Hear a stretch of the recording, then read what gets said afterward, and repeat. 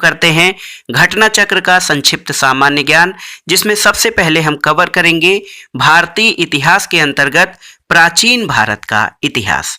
आइए शुरू करते हैं। दोस्तों, इतिहास शब्द जो है वो इति प्लस ह प्लस आस से मिलकर बना हुआ है, जिसका तात्पर्य है कि यह निश्चित था। ग्रीस यानी यूनान के लोग इतिहास के लिए हिस्टोरिया शब्द का प्रयोग करते थे, जिसका शाब्दिक अर्थ होता है बुनना, और हिस्ट्री शब्द का प्रयोग हेरोडोटस ने सर्वप्रथम अपनी पुस्तक हिस्टोरिका में किया था, इसलिए हेरोडोटस को इतिहास का जनक कहा जाता है। तो आप जान गए दोस्तों, हिस्ट्री शब्द जो है हेरोडोटस ने सबसे पहले अपनी पुस्तक हिस्टोरिका में इसका प्रयोग किया था और हेरोडोटस को इतिहास का जनक कहते हैं।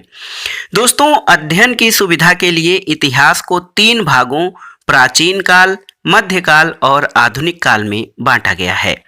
देखिए, प्राचीन भारतीय इतिहास के जानने के हमारे पास बहुत ही सीमित स्रोत हैं। इनको इस भाग में या इस तरह से विभाजित किया जा सकता है।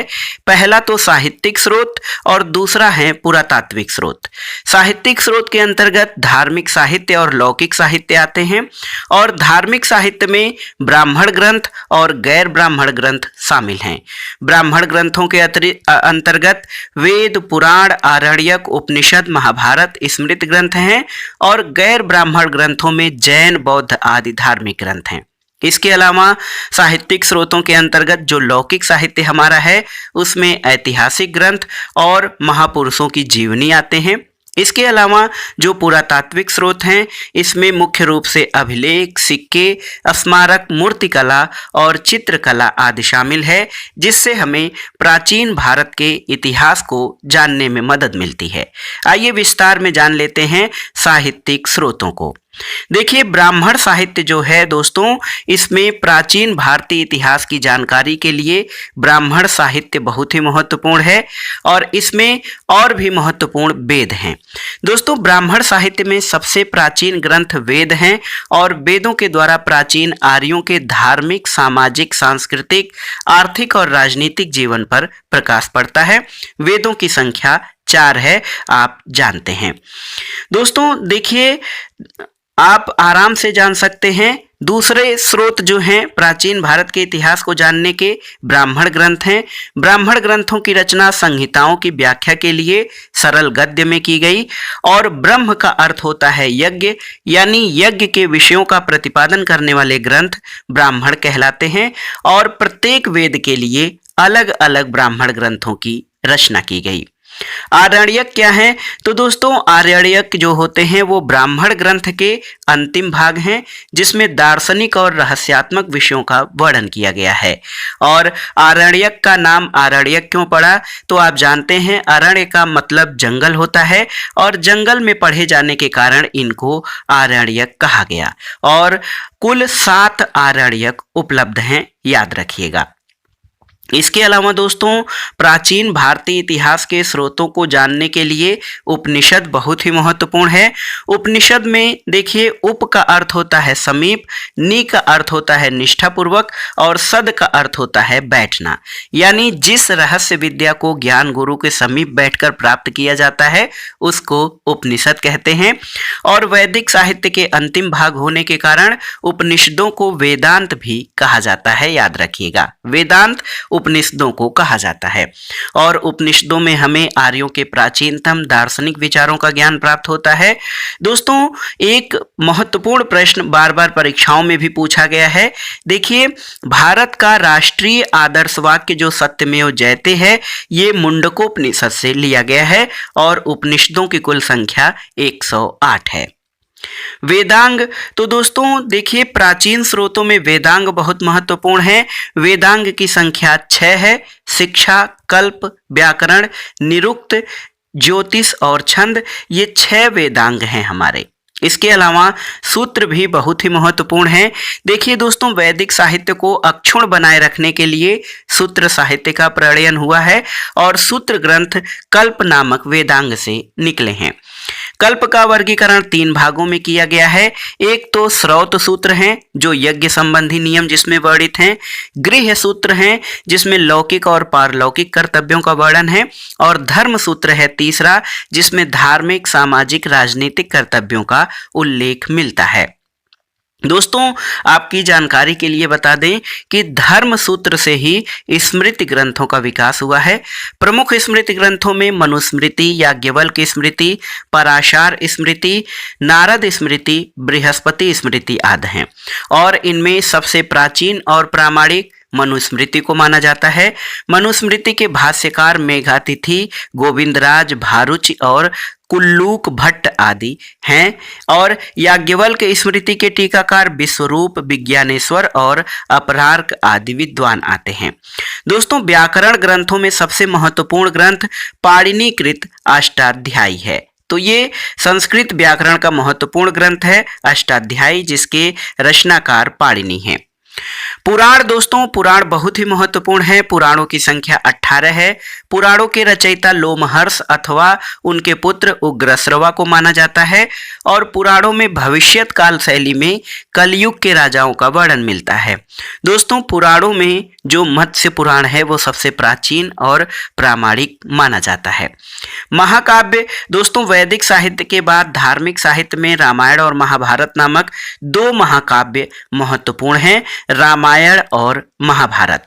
और देखिए, महाभारत, रामायण की रचना महर्षि वाल्मीकि द्वारा की गई और महाभारत की रचना महर्षि वेद व्यास ने की थी। महाभारत में 1 लाख श्लोक हैं, जिसके कारण इसको शतसहस्त्र संहिता भी कहा गया और इसको जय संहिता नाम से भी जाना जाता था।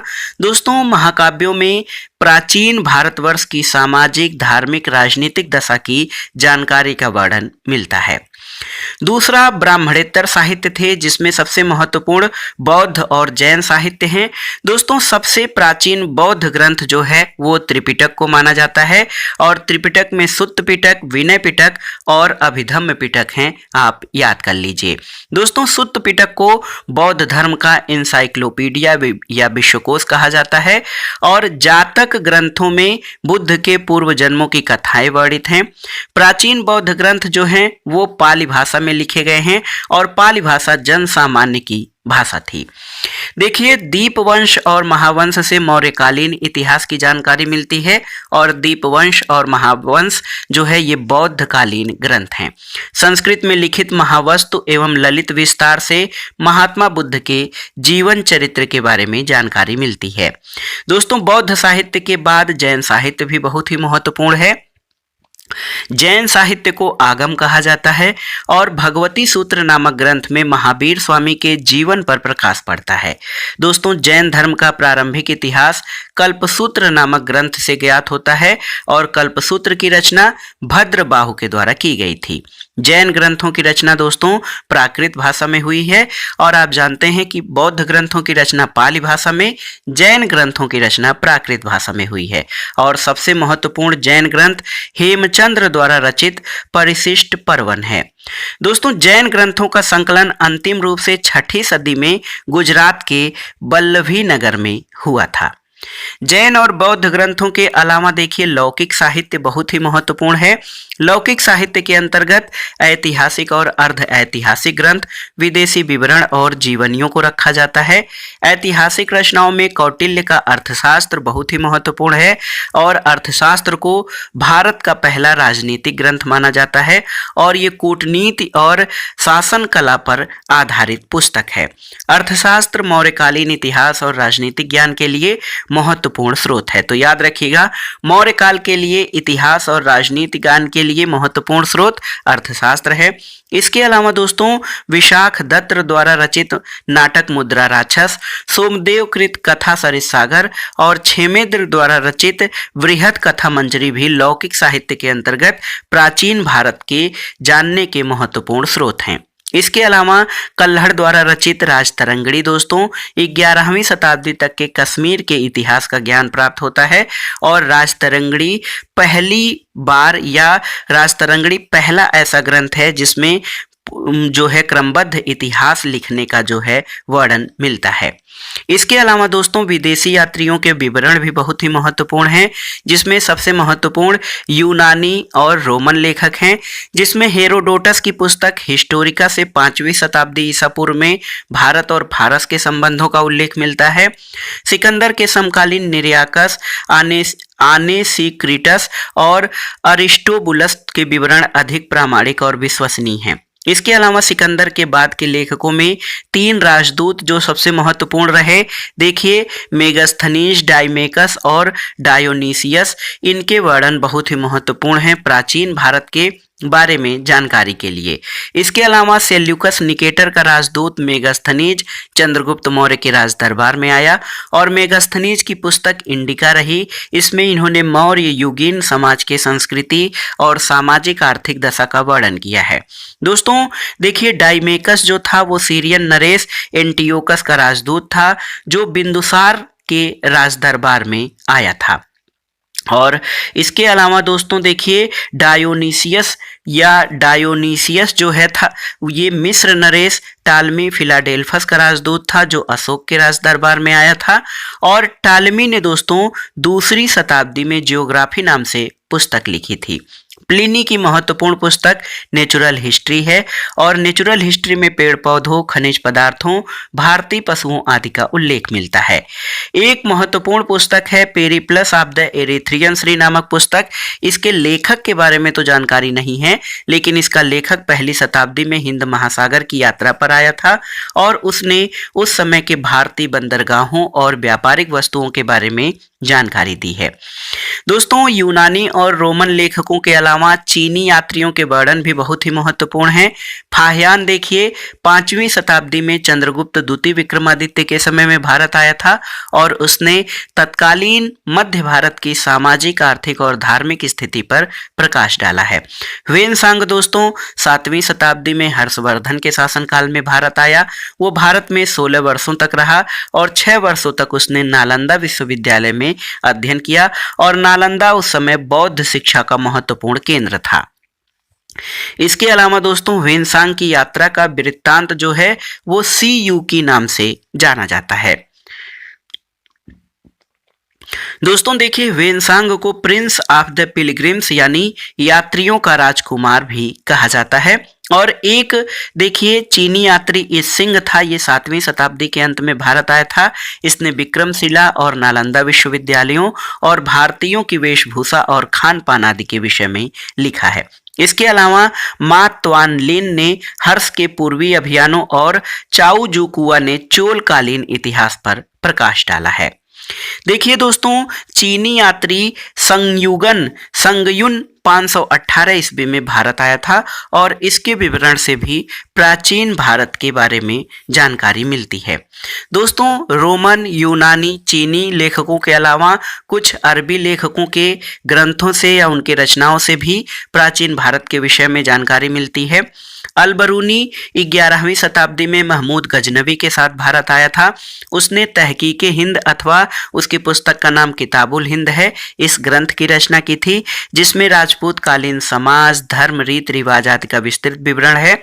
और इसके अलावा अलबरूनी ज्योतिष, गणित, विज्ञान, अरबी, फारसी और संस्कृत का अच्छा ज्ञाता था। दोस्तों 9वीं शताब्दी में भारत आने वाले अरबी यात्री सुलेमान ने पाल और प्रतिहार शासकों के तत्कालीन आर्थिक, राजनीतिक और सामाजिक दशा का वर्णन किया है। और बगदाद से भारत की यात्रा पर आने वाले अल मसूदी ने राष्ट्रकूट और प्रतिहार शासकों के विषय में जानकारी दी है। अन्य विदेशी लेखकों में जिनके स्रोतों से हमें प्राचीन भारत के बारे में जानकारी मिलती है, इब्न बतूता द्वारा अरबी भाषा में लिखा गया उसका यात्रा वृत्तांत रेहला नाम से प्रसिद्ध है। और रेहला 14वीं शताब्दी में भारतीय उपमहाद्वीप के सामाजिक और सांस्कृतिक जीवन के विषय में जानकारी का महत्वपूर्ण स्रोत है। तारानाथ दोस्तों एक तिब्बती लेखक है। इसने कंग्यूर तथा तंग्यूर नामक ग्रंथों की रचना की। और मार्को पोलो 13वीं शताब्दी के अंत में पांड्य देश की यात्रा पर भारत आया था। पुरातात्विक स्रोतों के बारे में जान लेते हैं।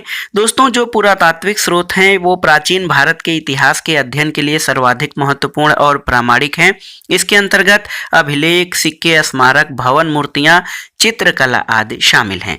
सबसे पहले अभिलेखों के बारे में जानते हैं। दोस्तों, सबसे प्राचीन अभिलेख मध्य एशिया माइनर का बोगज कोई नामक स्थान से लगभग 1400 ईसा पूर्व का मिला है। और बोगज कोई अभिलेख में याद रखिएगा इंद्र, मित्र, वरुण और नासत्य यानी अश्विन वैदिक देवताओं का उल्लेख है। इंद्र, मित्र, वरुण और नासत्य यानी अश्विन नामक वैदिक देवताओं का उल्लेख एशिया माइनर के बोगज कोई अभिलेख से मिलता है। इसके अलावा दोस्तों, भारत में सबसे प्राचीन अभिलेख अशोक के हैं, जो लगभग 3री शताब्दी ईसा पूर्व के हैं। मस्की, गुर्जरा, निट्टूर और उडेगोलम से प्राप्त अभिलेखों में अशोक के नाम का स्पष्ट उल्लेख मिलता है। और अशोक के अभिलेख मुख्यतः ब्राह्मी, खरोष्ठी, यूनानी और अरामेइक लिपियों में मिलते हैं। दोस्तों, यवन राजदूत हेलियोडोरस के बेसनगर, जो कि विदिशा मध्य प्रदेश का अभिलेख है, वहां से गरुड़ स्तंभ लेख प्राप्त हुआ है। 2री शताब्दी ईसा पूर्व के भारत के भागवत धर्म के विकसित होने के साक्ष्य मिलते हैं हेलियोडोरस के बेसनगर स्तंभ लेख से। इसके अलावा मंदसौर अभिलेख से रेशम बुनकर श्रेणियों का उल्लेख मिलता है। और आपकी जानकारी के लिए एक महत्वपूर्ण तथ्य दोस्तों, सबसे पहले 1837 ईस्वी में जेम्स प्रिंसेप ने ब्राह्मी लिपि में अशोक के अभिलेखों को पढ़ने में सफलता पाई थी। और अभिलेखों का अध्ययन या अभिलेखों के अध्ययन का विज्ञान एपिग्राफी कहलाता है दोस्तों। और सती प्रथा का प्रथम साक्ष्य 510 ईस्वी के भानुगुप्त के एरण अभिलेख से मिलता है। तो भानुगुप्त का एरण अभिलेख है 510 ईस्वी का। सबसे पहले सती प्रथा के साक्ष्य उसी से मिलते हैं। देखिए, अभिलेखों के बाद सिक्के भी बहुत महत्वपूर्ण हैं। दोस्तों, सिक्कों का अध्ययन न्यूमिस्मेटिक्स कहलाता है। और प्राचीन काल में सिक्के तांबा, चांदी, सोना और शीशा धातु से बनाए जाते थे। भारत के प्राचीनतम सिक्के आहत सिक्के हैं, जो ईसा पूर्व 5वीं शताब्दी के हैं। ठप्पा मारकर बनाए जाने के कारण भारतीय भाषाओं में इनको आहत मुद्रा कहा जाता है। दोस्तों देखिए, सातवाहनों ने शीशे के मुद्रा और गुप्त शासकों ने सोने के सर्वाधिक सिक्के जारी किए। और सबसे पहले लेख वाले स्वर्ण सिक्के हिंद यूनानी यानी इंडो ग्रीक शासकों ने चलाए थे। आइए कुछ महत्वपूर्ण अभिलेखों के बारे में जान लेते हैं। हाथी गुम्फा अभिलेख दोस्तों कलिंग राजा खारवेल से संबंधित है। जूनागढ़ यानी गिरनार अभिलेख रुद्रदामन से संबंधित है। नासिक अभिलेख गौतमी बलश्री से। और प्रयाग प्रशस्ति का संबंध जो समुद्रगुप्त शासक रहा उससे है। और समुद्रगुप्त को भारत का नेपोलियन भी कहा जाता है। मंदसौर अभिलेख मालवा नरेश यशोवर्मन से संबंधित है। और एहोल अभिलेख पुलिकेशिन द्वितीय से संबंधित है। ग्वालियर अभिलेख प्रतिहार नरेश भोज से। और भीतरी और जूनागढ़ अभिलेख दोस्तों स्कंदगुप्त से संबंधित हैं। देवपाड़ा अभिलेख बंगाल शासक विजय सेन से संबंधित है। दोस्तों देखिए, प्राचीन भारत इतिहास को जानने में मूर्तियां, स्मारक और भवन तथा चित्रकलाएं भी महत्वपूर्ण हैं। भरहुत, बोधगया और अमरावती की मूर्तिकला में जनसाधारण के जीवन की सजीव झांकी मिलती है। महलों और मंदिरों की शैली से वास्तुकला के विकास पर पर्याप्त प्रकाश पड़ता है। और देखिए, अजंता, एलोरा आदि के चित्रों में मानवीय भावनाओं की सुंदर अभिव्यक्ति मिलती है। इसके अलावा आगे बढ़ते हैं। देखिए, इतिहास का विभाजन किस प्रकार किया गया है। तो अध्ययन की सुविधा की दृष्टि से दोस्तों प्राचीन भारतीय इतिहास की विशद सामग्री को समझने योग्य बनाने के लिए इतिहासकारों ने इसे 3 भागों में बांटा है। प्रागैतिहासिक काल, आद्य ऐतिहासिक काल और ऐतिहासिक काल। प्रागैतिहासिक काल जो है ये सबसे पुराना काल है। और इस काल का इतिहास पूर्णतः पुरातात्विक साक्ष्यों से ज्ञात होता है, क्योंकि इस काल का कोई लिखित साक्ष्य उपलब्ध नहीं है, इसलिए इसे प्रागैतिहासिक काल कहते हैं। दोस्तों, मानव सभ्यता के इस प्रारंभिक काल को सुविधानुसार 3 भागों में पुरापाषाण काल, मध्य पाषाण काल और नवपाषाण काल में बांटा गया है। भीमबेटका गुफा चित्र पुरापाषाण कालीन है। पहिए का प्रयोग जान लीजिए नवपाषाण काल में हुआ था। और कृषि यानी खेती का प्रारंभ नवपाषाण काल में हुआ था। मानव द्वारा आग का सर्वप्रथम प्रयोग नवपाषाण काल में किया गया था। और देखिए दोस्तों, मेहरगढ़ यहाँ से कृषि के प्राचीनतम साक्ष्य मिले हैं। और पशुपालन का प्रारंभ मध्य पाषाण काल में हुआ था। पशुपालन के साक्ष्य भारत में आदमगढ़, होशंगाबाद जिला मध्य प्रदेश और बागोर भीलवाड़ा जिला राजस्थान से प्राप्त हुए हैं। और मध्य पाषाण कालीन स्थल महदाहा जो कि प्रतापगढ़ उत्तर प्रदेश में है, यहाँ से हड्डी और सींग से निर्मित उपकरण प्राप्त हुए हैं, याद रखिएगा। दोस्तों, मानव कंकाल के साथ कुत्ते के कंकाल बुर्जहोम जम्मू कश्मीर से प्राप्त हुए हैं और गर्तावास यानी गड्ढे के रूप में आवास के साक्ष्य बुर्जहोम से प्राप्त हुए हैं। आइए आद्य ऐतिहासिक काल के बारे में जानते हैं। दोस्तों, इस काल में लेखन कला का विकास तो हो चुका था, लेकिन इस काल की लिपि को पढ़ने में अभी सफलता नहीं मिली है। हड़प्पा सभ्यता को आद्य ऐतिहासिक काल के अंतर्गत रखा जाता है। गैरिक एवं कृष्ण लोहित मृदभांड संस्कृति इसी काल से संबंधित है। तीसरा काल ऐतिहासिक काल है। इस काल की जानकारी के लिए साहित्यिक और पुरातात्विक और विदेशी लेखकों का वर्णन मुख्य स्रोत है। इसमें देखिए, एक महत्वपूर्ण अगला ताम्रपाषाण काल है। जिस काल में मनुष्य ने पत्थर और तांबे के औजारों का साथ साथ प्रयोग किया, उस काल को ताम्रपाषाणिक या कैल्कोलिथिक काल कहा जाता है। और एक महत्वपूर्ण प्रश्न ये है कि सबसे पहले मानव ने किस धातु का प्रयोग औजारों को बनाने में किया, तो ये थी तांबा धातु। तांबा धातु का प्रयोग सबसे पहले औजारों को बनाने में किया गया था। दोस्तों, भारत में ताम्रपाषाण अवस्था के मुख्य क्षेत्र दक्षिण पूर्वी राजस्थान जिसमें आहाड़ और गिलुंद हैं, पश्चिमी मध्य प्रदेश जिसमें मालवा, कायथा और एरण हैं, और पश्चिमी महाराष्ट्र तथा दक्षिणी पूर्वी भारत हैं। देखिए, मालवा मृदभांड ताम्रपाषाण मृदभांडों में उत्कृष्टतम माने गए हैं और जारवे स्थलों में सबसे बड़ा दायमाबाद है जो कि महाराष्ट्र में स्थित है। दोस्तों, आहाड़ ये राजस्थान में स्थित है। इसका प्राचीन नाम ताम्बवती यानी तांबा वाली जगह है। कायथा के मृदभांडों पर प्राक हड़प्पन और हड़प्पन तथा हड़प्पोत्तर संस्कृति का प्रभाव दिखाई देता है। कायथा मध्य प्रदेश में स्थित है। देखिए दोस्तों, बहुत ही महत्वपूर्ण है, सभी ताम्रपाषाण समुदाय चाक पर बने काले और लाल मृदभांडों का प्रयोग करते थे और मानव द्वारा दोस्तों क्रमशः तांबा, कांसा और लोहा धातुओं का प्रयोग किया गया। यानी मानव द्वारा सबसे पहले तांबा, उसके बाद कांसा और फिर बाद में लोहा धातुओं का प्रयोग किया गया। अब आइए देखते हैं सिंधु यानी हड़प्पा सभ्यता से संबंधित महत्वपूर्ण तथ्य। देखिए दोस्तों, सिंधु सभ्यता आद्य ऐतिहासिक सभ्यता है और सिंधु सभ्यता का प्रौढ़ काल 2600 से 1700 ईसा पूर्व तक माना गया है। काले रंग की आकृतियों से चित्रित लाल मृदभांड हड़प्पा सभ्यता की विशेषता है। एक विशेष जानकारी ये है कि सिंधु सभ्यता का सर्वाधिक पूर्वी स्थल हिंडन नदी के किनारे आलमगीरपुर जो उत्तर प्रदेश के मेरठ जिले में है। पश्चिमी स्थल जो है दास्क नदी के किनारे सुतकांगेंडोर है जो कि बलूचिस्तान में है। उत्तरी पूरा स्थल चिनाव नदी के तट पर अखनूर के निकट मांडा जो जम्मू कश्मीर में है और दक्षिणी पूरा स्थल गोदावरी नदी के तट पर दैमाबाद जिला अहमदनगर महाराष्ट्र है। तो ये थी सिंधु सभ्यता की जो है पूर्वी, पश्चिमी, उत्तरी और दक्षिणी सीमा।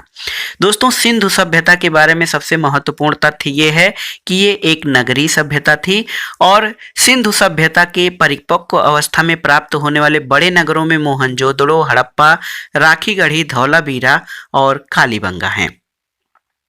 एक प्रश्न ये पूछा जाता है दोस्तों कि भारत की स्वतंत्रता प्राप्ति के बाद हड़प्पा सभ्यता के सर्वाधिक पुरास्थलों का उत्खनन किस राज्य में किया गया, तो गुजरात में किया गया।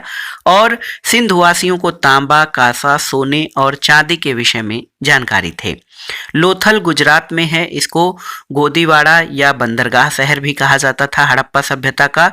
और हरियाणा के बनावली से पक्की मिट्टी की बनी हुई हल की प्रतिकीर्ति प्राप्त हुई है।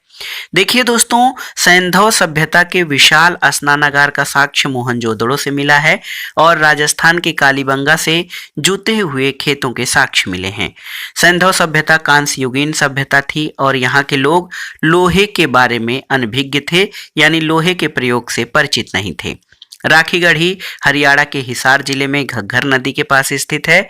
और दोस्तों सिंधु घाटी के लोग पशुपति शिव की पूजा करते थे।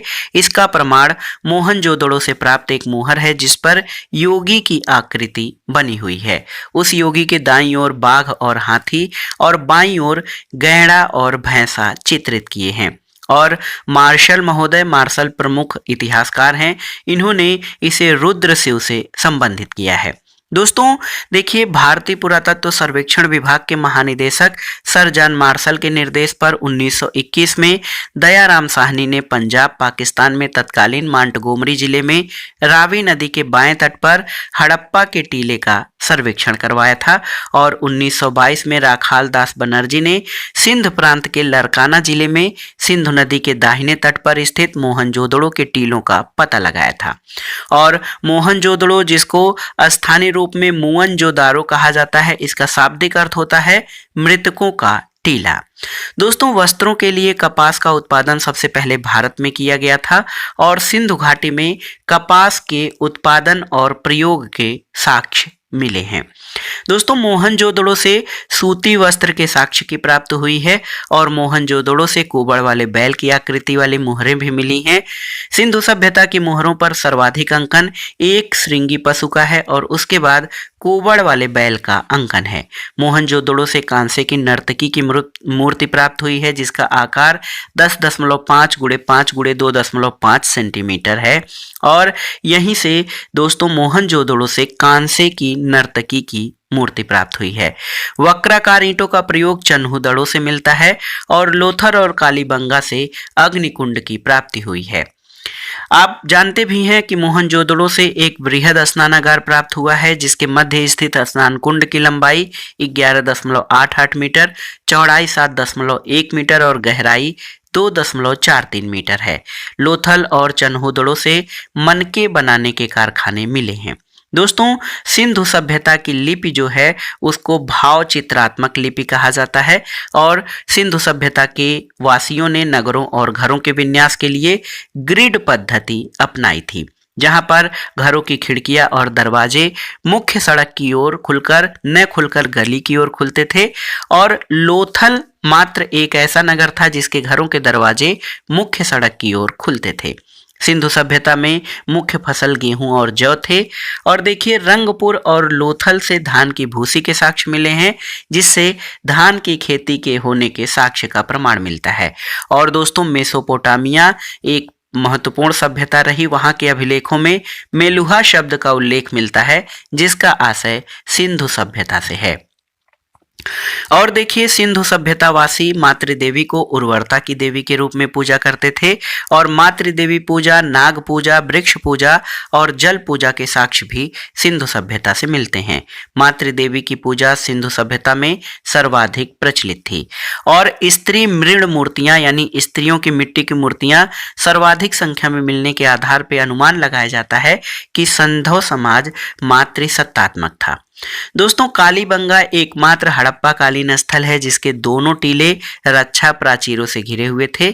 और देखिए सिंधु घाटी सभ्यता में शव को जलाने और गाड़ने की प्रथाएं अंतिम संस्कार के लिए प्रचलित थी और लोथल से 3 और कालीबंगा से 1 युगल समाधियों के साक्ष्य मिले हैं। आइए देखते हैं सिंधु सभ्यता के पतन के कारण और उनको मानने वाले विद्वान।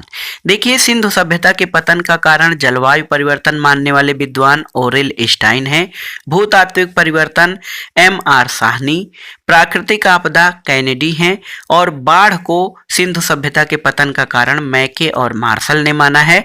आर्यों का आक्रमण गार्डन चाइल्ड और व्हीलर ने और प्रशासनिक शिथिलता जॉन मार्शल ने। आइए महत्वपूर्ण हड़प्पा कालीन नदियों के किनारे बसे प्रमुख नगरों के बारे में जानते हैं। दोस्तों हड़प्पा जो है ये रावी नदी के तट पर, मोहनजोदड़ो सिंधु नदी के तट पर, रोपड़ ये पंजाब में स्थित हड़प्पा कालीन शहर है, नगर है और ये सतलज नदी के तट पर, कालीबंगा घग्गर, लोथल भोगवा नदी के तट पर और सुतकांगेंडोर ये दास्क नदी के तट पर स्थित था। सुतका को शादीकौर नदी के तट पर और आलमगीरपुर हिंडन नदी के, रंगपुर दोस्तों भादर नदी के तट पर, कोटदीजी सिंधु नदी के तट पर स्थित था। कुणाल हड़प्पाकालीन स्थल है जो कि सरस्वती नदी के तट पर, और चन्हूदड़ू सिंधु नदी के तट पर स्थित था। बनावली ये हरियाणा में है, सरस्वती नदी के तट पर। मांडा जम्मू कश्मीर में चिनाव नदी के तट पर। भगवानपुरा सरस्वती नदी के, और दैमाबाद दोस्तों ये महाराष्ट्र में प्रवरा नदी के तट पर स्थित है। आमरी सिंधु नदी के तट पर, और राखीगढ़ी ये घग्घर नदी के तट पर स्थित था। प्राचीन काल में प्रमुख धातु और उनके प्राप्ति स्थलों के बारे में जान लेते हैं। तांबा दोस्तों खेतड़ी राजस्थान और बलूचिस्तान से प्राप्त होता था। लाजवर्द बदख्शां अफगानिस्तान से। फिरोजा और टिन ईरान से। चांदी राजस्थान की जावर और अजमेर की खानों से तथा अफगानिस्तान और ईरान से प्राप्त होता था। शीशा की प्राप्ति अफगानिस्तान से, और शिलाजीत हिमालय से। गोमेद ये गुजरात से प्राप्त होता था। सिंधु घाटी सभ्यता के बाद आइए देखते हैं वैदिक संस्कृति से संबंधित महत्वपूर्ण तथ्य। दोस्तों सिंधु सभ्यता के पश्चात वैदिक संस्कृति का विकास हुआ, और वैदिक संस्कृति का विकास या विभाजन दो भागों में किया जाता है। एक तो ऋग्वैदिक काल जिसका समय काल 1500 से 1000 ईसा पूर्व माना जाता है, और उत्तर वैदिक काल को 1000 से 600 ईसा पूर्व में विभाजित करते हैं। देखिए ऋग्वैदिक काल जो 1500 से 1000 ईसा पूर्व रहा, ये वैदिक संस्कृति को मानने वालों को आर्य कहा जाता है। आर्य संस्कृत भाषा का शब्द है जिसका अर्थ या शाब्दिक अर्थ श्रेष्ठ या कुलीन होता है। वैदिक संस्कृति ग्रामीण सभ्यता थी, और आर्यों की भाषा संस्कृत थी। दोस्तों चारों वेद ऋग्वेद, यजुर्वेद, सामवेद और अथर्ववेद को सम्मिलित रूप से संहिता कहा जाता है। वेदों में सर्वाधिक महत्वपूर्ण और प्राचीन वेद ऋग्वेद है, और देखिए ऋग्वेद, यजुर्वेद और सामवेद को मिलाकर वेद त्रयी कहा जाता है। वर्ण शब्द का उल्लेख सबसे पहले ऋग्वेद में मिलता है, और ऋग्वेद में वर्ण शब्द रंग के अर्थ में और कहीं कहीं व्यवसाय के चयन के अर्थ में प्रयुक्त हुआ है। ऋग्वेद के 10वें मंडल के पुरुष सूक्त में सबसे पहले शूद्र शब्द मिलता है। दोस्तों ऋग्वेद के 10वें मंडल में पुरुष सूक्त में देखिए चारों वर्णों की उत्पत्ति एक विराट पुरुष के विभिन्न अंगों से बताई गई है, और मुख से ब्राह्मण, भुजाओं से क्षत्रिय, जंघा से वैश्य, और दोस्तों चरण से शूद्रों की उत्पत्ति मानी गई है। ऋग्वेद में ईश्वर महिमा या देवताओं की स्तुति, यजुर्वेद में कर्मकांड, और सामवेद को संगीत का जो है वेद कहा जाता है या संगीत का प्रारंभकर्ता माना जाता है। ऋग्वेद में कुल 10 मंडल हैं, और 1028 सूक्त और 10,552 ऋचाएं ऋग्वेद में हैं।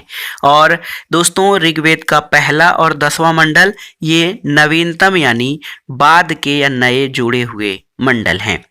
देखिए ऋग्वेद के तृतीय मंडल के रचयिता विश्वामित्र ऋषि हैं, और प्रसिद्ध गायत्री मंत्र जो आप जानते हैं ओम भूर्भुवः स्वः तत्सः, ये तृतीय मंडल में मिलता है। इसके रचनाकार विश्वामित्र हैं।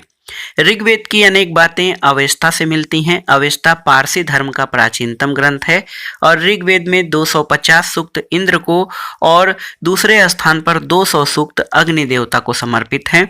दोस्तों ऋग्वेद का 9वां मंडल सोम को समर्पित है। यज्ञ संबंधी विधि विधानों का उल्लेख कहाँ पर? यजुर्वेद में मिलता है। यजुर्वेद के 2 भाग हैं, शुक्ल यजुर्वेद और कृष्ण यजुर्वेद। और दोस्तों शुक्ल यजुर्वेद को वाजसनेयी संहिता भी कहा जाता है। शुक्ल यजुर्वेद केवल पद्य में है, और कृष्ण यजुर्वेद पद्य और गद्य दोनों में है। यजुर्वेद का अंतिम भाग ईशोपनिषद है, जिसका संबंध यज्ञ अनुष्ठानों से न होकर आध्यात्मिक चिंतन से है। सामवेद में दोस्तों कुल 1875 छंद हैं, जिसमें से 75 जबकि कुल कुछ विद्वानों के अनुसार 99 को छोड़कर शेष सभी ऋग्वेद में भी उपलब्ध हैं। सामवेद से ही भारतीय संगीत का जन्म हुआ है, और सामवेद की 3 मुख्य शाखाएं हैं। एक तो कौमुदी, दूसरा राणायनी और तीसरा जैमिनी। दोस्तों यह अथर्ववेद जो है चौथा वेद है। इसमें कुल 730 सूक्त और 5987 मंत्र हैं। इसमें तंत्र मंत्र और वशीकरण के संदर्भ में साक्ष्य हैं। आर्यों की प्रशासनिक इकाई कई भागों में विभक्त थी। ये थी कुल या गृह, ग्राम, विश और जन। ग्राम का मुखिया ग्रामणी, विश का प्रधान विशपति और जन का शासक राजन कहलाता था। ऋग्वेद काल में पुरोहित और सेनानी प्रमुख राज्याधिकारी होते थे। दोस्तों, ऋग्वेद में जो रत्नी होते थे उनकी संख्या 12 थी। सेनानी, पुरोहित, युवराज, महिषी, सूत, ग्रामीणी, छत्री, संग्रहीता, भागदूत, अक्षवाप, पालागल और गोविकर्ता, ये जो है रत्नियों की संख्या थी। देखिए, व्राजपति गोचर भूमि का अधिकारी होता था। विदध आर्यों की सर्वाधिक प्राचीन संस्था थी। अथर्ववेद में सभा और समिति को प्रजापति की 2 पुत्रियां कहा गया है। सभा वृद्ध यानी जे श्रेष्ठ और अभिजात लोगों की संस्था थी। समिति जो है केंद्रीय राजनीतिक संस्था थी जो सामान्य जनता की प्रतिनिधि सभा थी। समिति राजा की नियुक्ति, पदच्युत करने और उस पर नियंत्रण का कार्य करती थी। समिति के सभापति को ईशान कहा जाता था। दोस्तों, ऋग्वैदिक काल में स्त्रियों की स्थिति बहुत अच्छी थी। उसमें सभा और समिति में वो भाग लेती थीं। और देखिए, एक महत्वपूर्ण युद्ध वैदिक काल का दशराग्यन युद्ध का वर्णन ऋग्वेद में है। ये युद्ध परुष्णी यानी रावी नदी के तट पर सुदास और 10 जनों के बीच लड़ा गया, जिसमें सुदास विजयी हुआ था। उपनिषद दर्शन पर आधारित पुस्तक है। उपनिषदों में प्रथम बार मोक्ष की चर्चा मिलती है। देखिए, यम और नचिकेता का संवाद जो है वो कठोपनिषद में उल्लिखित है।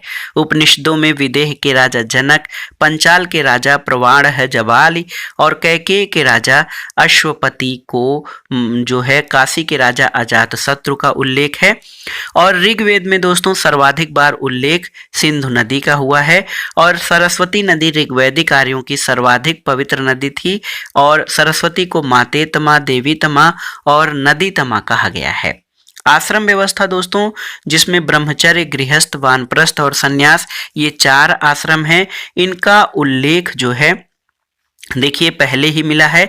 छांदोग्य उपनिषद में केवल 3 आश्रमों का उल्लेख है, जबकि जाबालोपनिषद में सबसे पहले 4 आश्रमों का उल्लेख मिलता है।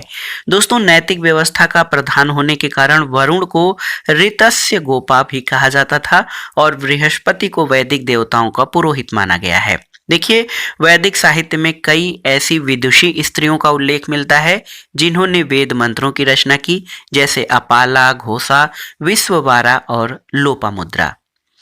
आइए देखते हैं वैदिक युगीन प्रमुख शब्दावलियां और उनके अर्थ। देखिए, अघन्या, ये वध न करने योग्य यानी गाय को ऋग्वैदिक काल में या वैदिक युग में गाय को अघन्या कहा जाता था। उर्वरा, जुते हुए खेत को। लांगल, हल को। वृक जो है बैल को। यव, जौ को। गोधूम, गेहूं को। हिरण्य या सुवर्ण, सोने को। करीश जो है गोबर की खाद को। और वेकनाट, ऋण देकर ब्याज लेने वाले वर्ग को वेकनाट कहा जाता था। तंदुल देखिए धान को। और ब्रीह, चावल को कहा जाता था वैदिक काल में। दोस्तों, यहाँ पर देखिए लोपामुद्रा जो है ये अगस्त ऋषि की पत्नी थी। आर्यों का समाज पितृप्रधान था और समाज की सबसे छोटी इकाई परिवार या कुल थी, जिसका मुखिया पिता होता था और इसे कुलप कहा जाता था। स्त्रियों के पति के साथ यज्ञ के कार्य में भाग लेने की स्वतंत्रता थी। बाल विवाह और पर्दा प्रथा का प्रचलन नहीं था और विधवा अपने मृतक पति के छोटे भाई यानी देवर के साथ विवाह कर सकती थी। इसे नियोग प्रथा कहा जाता था। आजीवन अविवाहित रहने वाली महिलाओं को अमाजू कहा जाता था। और पशुपालन और कृषि आर्यों का प्रमुख व्यवसाय था। आर्यों का प्रिय पशु घोड़ा था और आर्यों के सर्वाधिक प्रिय देवता इंद्र थे। देखिए दोस्तों, ऋग्वैदिक काल के लोग लोहे का प्रयोग नहीं करते थे और उत्तर वैदिक काल के प्रयोग की जाने वाली धातु जो है श्याम अयस अथवा कृष्ण अयस की चर्चा मिलती है। लेन देन में वस्तु विनिमय प्रणाली यानी बार्टर सिस्टम का प्रचलन था और व्यापार वाणिज्य कार्य में पाणी वर्ग के लोग करते थे। देखिए, अग्नि की पूजा मनुष्य और देवता के बीच मध्यस्थ की भूमिका निभाने वाले देवता के रूप में की जाती थी।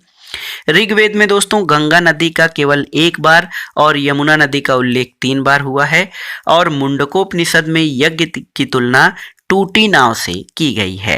वैदिक काल में सोने के आभूषण या सिक्के को निष्क कहा जाता था, जो गले में पहना जाने वाला आभूषण था। आइए वैदिक कालीन संहिता के बारे में जानते हैं। दोस्तों देखिए, ऋग्वेद का ब्राह्मण ऐतरेय और कौशितकी ब्राह्मण था और ऋग्वेद के आरण्यक ऐतरेय और कौशितकी तथा इसके उपनिषद ऐतरेय और कौशितकी उपनिषद रहे। सामवेद इसके ब्राह्मण तांडय और जैमिनी रहे। जैमिनी और छांदोग्य आरण्यक इसके हैं और छांदोग्य और जैमिनी उपनिषद ये जो है सामवेद के उपनिषद रहे। यजुर्वेद इसके ब्राह्मण तैत्तिरीय और शतपथ तथा आरण्यक तैत्तिरीय और शतपथ आरण्यक, और यजुर्वेद के उपनिषदों में बृहदारण्यक और कठोपनिषद हैं। अथर्ववेद का जो ब्राह्मण ग्रंथ है वो गोपथ ब्राह्मण है और इसके उपनिषद मुंडकोपनिषद और मांडुक्योपनिषद हैं। दोस्तों पुरुष मेध का उल्लेख जो है ये शतपथ ब्राह्मण में मिलता है और गोत्र शब्द का सबसे पहले उल्लेख ऋग्वेद में हुआ था। ऋग्वेद की मूल लिपि ब्राह्मी थी और जंगल की देवी को अरण्यानी कहा जाता था। आइए देख लेते हैं ऋग्वैदिक कालीन नदियां और उनके आधुनिक नाम। देखिए, ऋग्वैदिक काल में क्रुमु नदी ये आधुनिक काल में कुर्रम कही जाती है। वितस्ता को झेलम, परुषणी को आधुनिक काल में राबी, विपाशा को ब्यास, दृशद्वती को घग्घर, सुवास्तु को स्वात नदी, कुभा को देखिए काबुल नदी, अस्किनी को चिनाब, शत्रुद्र को सतलज, सदानीरा गंडक और गोमती का जो आधुनिक नाम है वो गोमल है। देखिए दोस्तों, ऋग्वैदिक कालीन देवता और उनके कार्य और संबंध देख लेते हैं। ऋग्वैदिक कालीन प्रमुख देवता इंद्र थे, जो कि युद्ध के नेता और वर्षा के देवता थे। अग्नि देवता और मनुष्य के बीच मध्यस्थ माने जाते थे। वरुण आकाश, पृथ्वी और सूर्य के निर्माता, समुद्र के देवता, जगत का नियंता, देवताओं के पोषक और ऋतु का नियामक, सत्य का प्रतीक और ऋतु परिवर्तन तथा दिन रात का कर्ता वरुण को माना जाता था। दोस्तों देव जो थे वो आकाश के देवता थे। सोम वनस्पति देवता, उषा प्रगति और उत्थान की देवी थी। अश्विन विपत्तियों को हरने वाले देवता थे और पूषण पशुओं के देवता थे। इसके अलावा विष्णु दोस्तों ये विश्व के संरक्षक और पालनकर्ता के रूप में मान्य और पूज्य थे। मरुत आंधी तूफान के देवता और रुद्र जो हैं आसुरी शक्तियों का दमन करने वाले देवता थे। आइए देखते हैं उत्तर वैदिक काल के बारे में महत्वपूर्ण तथ्यों को। देखिए दोस्तों, उत्तर वैदिक काल जो है ये इसका इतिहास मुख्यतः यजुर्वेद, सामवेद, अथर्ववेद और ब्राह्मण ग्रंथ और आरण्यक तथा उपनिषदों पर आधारित है। इस काल में वर्ण जन्म के आधार पर निर्धारित होने लगा और इस काल के लोग लोहे के हथियारों का प्रयोग करते थे। इस सभ्यता का विस्तार गंगा यमुना दोआब तक विस्तारित हो गया था और उत्तर वैदिक काल में आजीविका का मुख्य आधार कृषि हो गया था। देखिए, शतपथ ब्राह्मण में कृषि की चारों क्रियाओं जुताई, बुआई, कटाई और मड़ाई का उल्लेख हुआ है। तो याद रखिएगा, शतपथ ब्राह्मण में कृषि की क्रियाओं जुताई, बुआई, कटाई और मड़ाई का उल्लेख है। काठक संहिता है, इसमें 24 बैलों द्वारा बैल खींचे जाने वाले हल का उल्लेख मिलता है। और कृषि और विविध शिल्पों में प्रगति के कारण उत्तर वैदिक कालीन लोग अस्थायी निवास बनाने लगे थे। दोस्तों देखिए, उत्तर वैदिक काल के लोग हल को शिर और हल रेखा को सीता कहते थे और उत्तर वैदिक काल में मुद्रा की इकाई निष्क और शतमान थी। इसके अलावा प्रजातांत्रिक संगठनों में सभा समिति तो बनी रही, किंतु विदध का अस्तित्व समाप्त हो गया। इसके अलावा सभा में स्त्रियों का प्रवेश वर्जित हो गया। उत्तर वैदिक काल में स्त्रियों की स्थिति में गिरावट आई और शतपथ ब्राह्मण में इस काल की अनेक विदुषी महिलाओं जैसे गार्गी, मैत्रेयी आदि का उल्लेख मिलता है। इस काल में गोत्र प्रथा स्थापित हुई। गोत्र का शाब्दिक अर्थ गोष्ठ या वह स्थान जहाँ समूचे कुल का गोधन पाला जाता था, लेकिन कालांतर में एक ही मूल पुरुष से उत्पन्न लोगों के समुदाय के अर्थ में ये शब्द गोत्र शब्द रूढ़ हो गया। पूषण जो कि पशुओं का रक्षक देवता था, अब शूद्रों का देवता हो गया और उपनिषदों में स्पष्टतः यज्ञ और कर्मकांडों की निंदा की गई और ब्रह्म की एकमात्र सत्ता स्वीकार की गई। दोस्तों देखिए, वेदों को समझने के लिए आसानी से 6 वेदांगों की रचना की गई। देखिए, वेदांग शिक्षा, ये वेद का अंग नाक माना गया। निरुक्त वेदांग, वेद का अंग कान, और ज्योतिष को नेत्र माना गया। कल्प जो है, कल्प वेदांग को हाथ, व्याकरण को मुख और छंद को पांव माना गया। तो ये 6 वेदांग हैं: शिक्षा, निरुक्त, ज्योतिष, कल्प, व्याकरण और छंद। अब आइए देखते हैं दोस्तों, 6ठी शताब्दी में ईसा पूर्व में धार्मिक आंदोलन। दोस्तों 6ठी शताब्दी ईसा पूर्व में धार्मिक आंदोलन जो चले, उसमें बौद्ध धर्म सबसे महत्वपूर्ण रहा। देखिए, बौद्ध धर्म के संस्थापक गौतम बुद्ध थे और इनका जन्म 563 ईसा पूर्व में कपिलवस्तु के लुम्बिनी वन रुम्मनदेई नामक स्थान पर हुआ था। गौतम बुद्ध के बचपन का नाम सिद्धार्थ था। इनके पिता का नाम शुद्धोधन और माता का नाम माया देवी अथवा महामाया था, जो कि कोलीय गणराज्य की कन्या थी। शुद्धोधन साक्यगढ़ के मुखिया थे और गौतम बुद्ध के जन्म के बाद इनकी माता की मृत्यु हो गई थी, इसलिए इनका लालन पोषण दोस्तों इनकी मौसी प्रजापति गौतमी ने किया था। गौतम बुद्ध का विवाह 16 वर्ष की अल्पायु में यशोधरा और इनका अन्य नाम गोपा और बिंबा भी मिलता है, इनके साथ हुआ था। गौतम बुद्ध के पुत्र का नाम राहुल था। और दोस्तों, सांसारिक दुखों से व्यथित होकर सिद्धार्थ ने 29 वर्ष की अवस्था में गृह त्याग कर दिया। इस घटना को बौद्ध ग्रंथों में महाभिनिष्क्रमण कहा जाता है। गृह त्याग के बाद सिद्धार्थ ने वैशाली के आलार कालाम से सांख्य दर्शन की शिक्षा ग्रहण की और इसके पश्चात सिद्धार्थ ने राजगीर के रुद्रक रामपुत्र से शिक्षा ग्रहण की थी। महात्मा बुद्ध द्वारा सर्वप्रथम 5 ब्राह्मण सन्यासियों को सारनाथ, जिसको कि ऋषिपत्तनम कहा गया है, वहां पर उपदेश दिया गया और सारनाथ में दोस्तों उनके प्रथम उपदेश को धर्म चक्र प्रवर्तन कहा जाता है। और देखिए, उरुवेला में बिना अन्न जल ग्रहण किए हुए 6 वर्ष की कठिन तपस्या के बाद 35 वर्ष की आयु में वैशाख की पूर्णिमा को निरंजना नदी के किनारे पीपल वृक्ष के नीचे इन्हें ज्ञान की प्राप्ति हुई थी। ज्ञान प्राप्ति के बाद सिद्धार्थ जो थे वो बुद्ध कहलाए और जहां उन्हें ज्ञान प्राप्त हुआ था वह स्थान बोध गया के नाम से प्रसिद्ध हुआ। और बुद्ध द्वारा दिए गए प्रथम उपदेश को बौद्ध ग्रंथों में धर्म चक्र प्रवर्तन कहा गया है। दोस्तों, महात्मा बुद्ध ने अपना प्रथम उपदेश जन साधारण की भाषा पाली भाषा में दिया था और उन्होंने अपने सर्वाधिक उपदेश कोसल की राजधानी श्रावस्ती में दिए थे। दोस्तों, बुद्ध के प्रमुख अनुयायी शासकों में बिंबिसार, प्रसेनजित और उदयन थे। देखिए, 483 ईसा पूर्व में कुशीनगर जिले के कुशीनारा नामक स्थान पर 80 वर्ष की आयु में इनकी मृत्यु हो गई और इस घटना को महापरिनिर्वाण कहा जाता है। आइए देख लेते हैं बुद्ध के जीवन से संबंधित बौद्ध धर्म के प्रतीकों के बारे में। देखिए, घटना जो है, गर्भस्थ होना इसका प्रतीक हाथी, जन्म को कमल और सांड, गृह त्याग को घोड़ा, ज्ञान को पीपल यानी बोधि वृक्ष और निर्वाण को पद चिन्ह तथा महापरिनिर्वाण को स्तूप के प्रतीक से संबंधित किया जाता है। दोस्तों, एक अनुश्रुत के अनुसार मृत्यु के बाद बुद्ध के शरीर के अवशेषों को 8 भागों में बांटकर उन पर 8 स्तूपों का निर्माण कराया गया और बौद्ध धर्म के विषय में विस्तृत ज्ञान त्रिपिटक यानी विनय पिटक, सुत्त पिटक और अभिधम्म पिटक से प्राप्त होता है। बौद्ध धर्म मूलतः अनात्मवादी दर्शन है जिसमें आत्मा की मान्यता नहीं है। दोस्तों, बुद्ध के अनुयायी जो थे वो 2 भागों में विभाजित थे। एक तो भिक्षुक थे जो बौद्ध धर्म के प्रचार के लिए संन्यास ग्रहण करने वाले, ये लोग थे जिनको भिक्षुक कहा गया, और दूसरे उपासक थे जो गृहस्थ जीवन व्यतीत करते हुए बौद्ध धर्म अपनाए, वे उपासक कहलाए। और बौद्ध संघ में प्रवेश लेने वाले संस्कार को दोस्तों उपसंपदा कहा जाता था। देखिए, बुद्ध, धम्म और संघ को बौद्ध धर्म में त्रिरत्न की संज्ञा दी जाती है। त्रिरत्न क्या है बौद्ध धर्म में? तो बुद्ध, धम्म और संघ।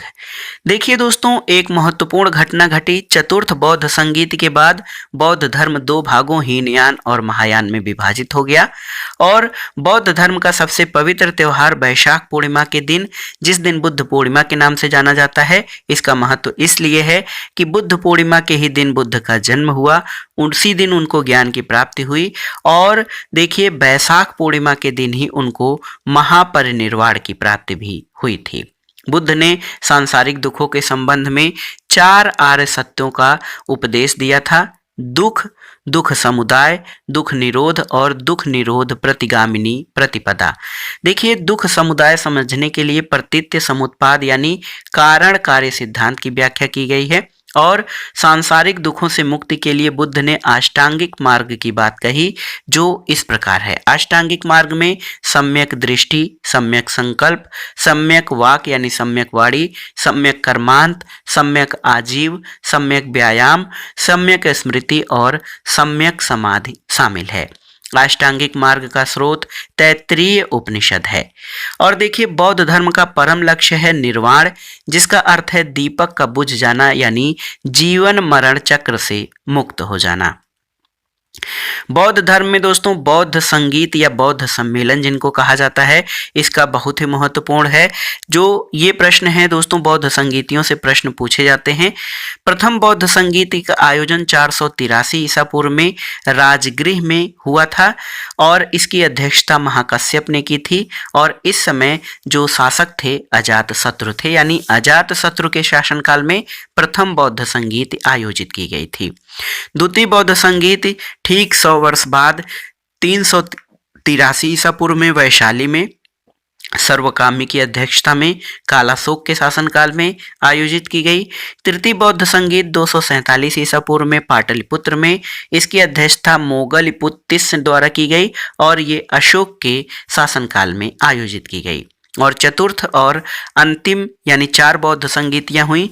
चतुर्थ बौद्ध संगीत ईस्वी की प्रथम शताब्दी में कुंडलवन कश्मीर में और वसुमित्र की अध्यक्षता में, जिसके उपाध्यक्ष अश्वघोष रहे और ये कुषाण शासक कनिष्क के शासनकाल में आयोजित हुई। तो इसको देखिए प्रथम, द्वितीय, तृतीय और चतुर्थ बौद्ध संगीत को स्थान के रूप में रावयपाकू यानी राजगृह, वैशाली, पाटलिपुत्र और कुंडलवन, और शासकों के नाम अकाअक यानी अजातशत्रु, कालाशोक, अशोक और कनिष्क से संबंधित माना जाता है। देखिए दोस्तों, महात्मा बुद्ध ने मध्यम मार्ग यानी मध्यमा प्रतिपदा का उपदेश दिया। गोल्डन मीन जिसको कहा जाता है, मध्यम मार्ग यानी किसी भी प्रकार का अति न करना। बौद्ध धर्म में आत्मा के अस्तित्व को स्वीकार नहीं किया गया है, जबकि पुनर्जन्म में विश्वास करता है और जातक कथाओं में भगवान बुद्ध के पूर्व जन्मों की कथाएं वर्णित हैं। देखिए प्रारंभ में संघ में स्त्रियों का प्रवेश वर्जित था, लेकिन आनंद के अनुरोध पर संघ में स्त्रियों के प्रवेश की अनुमति दी गई और बौद्ध संघ में प्रवेश करने वाली प्रथम स्त्री महात्मा बुद्ध की विमाता प्रजापति गौतमी थी। दोस्तों, वैशाली की नगर वधु आम्रपाली भी महात्मा बुद्ध की शिष्या थी और कालांतर में दोस्तों महायान संप्रदाय जो था, ये 2 भागों शून्यवाद जो कि माध्यमिक था और विज्ञानवाद यानी योगाचार में विभाजित हो गया। और देखिए शून्यवाद जो दर्शन था उसके प्रवर्तक नागार्जुन थे और बौद्ध संप्रदाय की एक शाखा वज्रयान के रूप में विकसित हुई थी। देखिए सर्वाधिक बुद्ध मूर्तियों का निर्माण दोस्तों गांधार कला शैली के अंतर्गत किया गया, किंतु बुद्ध की प्रथम मूर्ति संभवतः मथुरा कला के अंतर्गत निर्मित की गई थी। बुद्ध द्वारा पंचशील का उपदेश का उल्लेख छांदोग्य उपनिषद में मिलता है और बुद्ध घोष की कृति विशुद्धिमग्ग में बौद्ध सिद्धांतों का स्पष्टीकरण किया गया है और इसे बौद्ध सिद्धांत कोश भी कहा जाता है। तो विशुद्धिमग्ग ये ग्रंथ बुद्ध घोष द्वारा रचित है, जिसमें बौद्ध सिद्धांतों का स्पष्टीकरण दिया गया है। दोस्तों, जैन धर्म के भगवती सूत्र नामक ग्रंथ और बौद्ध ग्रंथ अंगुत्तर निकाय में 16 महाजनपदों का उल्लेख मिलता है। आइए 16 महाजनपदों के बारे में जान लेते हैं। महाजनपद, उनकी राजधानी और वर्तमान में वो किस क्षेत्र में विस्तृत थे उनके बारे में। तो देखिए अंग महाजनपद, इसकी राजधानी चंपा थी। वर्तमान के भागलपुर, मुंगेर यानी बिहार के क्षेत्र में अंग महाजनपद अवस्थित था। अवंती की राजधानी उज्जैन और महिष्मती थी और ये वर्तमान में मालवा मध्य प्रदेश में विस्तृत था वर्तमान स्थिति। सूरसेन महाजनपद मथुरा इसकी राजधानी थी, जो मथुरा उत्तर प्रदेश में स्थित है। और काशी महाजनपद इसकी राजधानी वाराणसी थी। वाराणसी के आसपास का क्षेत्र उत्तर प्रदेश में ये महाजनपद स्थित था। कौशल महाजनपद की राजधानी श्रावस्ती और साकेत थी, जो अयोध्या मंडल उत्तर प्रदेश में स्थित है। और कुरु महाजनपद जिसकी राजधानी इंद्रप्रस्थ थी, ये आधुनिक दिल्ली, मेरठ और हरियाणा के कुछ क्षेत्रों तक इसका विस्तार था। कंबोज महाजनपद की राजधानी हाटक या राजपुर थी, जो राजौरी और हजारा क्षेत्र जो कि दक्षिण पश्चिम कश्मीर के क्षेत्र हैं वर्तमान में, वहां पर कंबोज महाजनपद का विस्तार था। असमक महाजनपद की राजधानी पोटिल या पोतन थी, और ये गोदावरी नदी क्षेत्र दक्षिण भारत का एकमात्र महाजनपद था। चेद महाजनपद दोस्तों इसकी राजधानी शुक्तिमती थी, जो बुंदेलखंड उत्तर प्रदेश में विस्तृत था। और देखिए यहाँ पर पांचाल महाजनपद की राजधानी अहिच्छत्र और कामपिल्य था, जो कि वर्तमान में बरेली, बदायूं, फर्रुखाबाद यानी उत्तर प्रदेश के इन क्षेत्रों में विस्तृत था। वज्र महाजनपद की राजधानी वैशाली और विदेह थी, जो बिहार के मुजफ्फरपुर, दरभंगा के मिथिला के आसपास के क्षेत्रों में विस्तृत था। वत्स महाजनपद की राजधानी कौशाम्बी, और ये महाजनपद प्रयागराज के आसपास के क्षेत्रों में विस्तृत था, जो कि वर्तमान उत्तर प्रदेश में है। मगध महाजनपद की राजधानी गिरिवज्र, राजगृह या पाटलिपुत्र थी, जो वर्तमान में पटना और गया के क्षेत्रों में स्थित था। मत्स्य महाजनपद विराटनगर में स्थित था, जयपुर राजस्थान के आसपास का क्षेत्र। मल्ल महाजनपद की राजधानी पावा और कुशीनारा, जो कि कुशावती थी, ये वर्तमान में उत्तर प्रदेश के कुशीनगर और देवरिया आदि क्षेत्रों में विस्तृत था। और इसके अलावा जो लास्ट 16वां महाजनपद था गांधार महाजनपद, जिसकी राजधानी तक्षशिला थी, और ये वर्तमान में रावलपिंडी और पेशावर जो पाकिस्तान के क्षेत्र हैं वहां पर स्थित था। तो दोस्तों ये था घटना चक्र का संक्षिप्त सामान्य ज्ञान का प्राचीन भारत का पहला भाग, जिसमें आपने सभी परीक्षाओं के लिए उपयोगी और महत्वपूर्ण परीक्षा उपयोगी तथ्यों को पढ़ा, जो